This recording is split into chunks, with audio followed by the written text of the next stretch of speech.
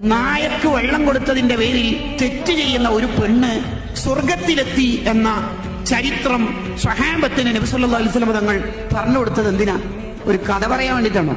അല്ല. പൂച്ചയെ കെട്ടിയിട്ട പെണ്ണ് നിസ്കരിക്കുന്ന പെണ്ണായിട്ട് പോലും ഇബാദത്തുള്ള പെണ്ണായിട്ട് പോലും നരകത്തിലെത്തി എന്ന് പറഞ്ഞതിന്റെ താല്പര്യം എന്താണ്? വെറുതെ ഒരു കുരുവയെ പിടിച്ച് കൊന്നുകളഞ്ഞാൽ ഇന്നാലിന്ന ശിക്ഷയുണ്ടെന്ന് താക്കീത് നൽകിയതിന്റെ താല്പര്യം എന്താണ്? അറവ് മൃഗത്തിന്റെ അടുത്തെത്തിയിട്ടല്ല നിന്റെ കത്തിക്ക് മൂർച്ച കൂട്ടേണ്ടത്. മൂർച്ചയില്ലാത്ത കത്തിയെടുത്തിട്ട് കൂടുതൽ തവണ അതിനെ കൊല്ലാക്കൊല നടത്തരുത് എന്ന് പറഞ്ഞതിന്റെ താല്പര്യം എന്താണ്? ഒരു മുഅ്മിൻ, ഒരു മുഹിബ്ബ്, ഒരു അബ്ദുറഹ്മാൻ സഹജീവികളോട് കരുണയുള്ള ആളായി മാറും. ഇതാ നബി സല്ലല്ലാഹു അലൈഹി വസല്ലം തങ്ങൾ പഠിപ്പിച്ച ഗുണപാഠം. അവിടുന്ന് റഊഫാണ്, റഹീമാണ്.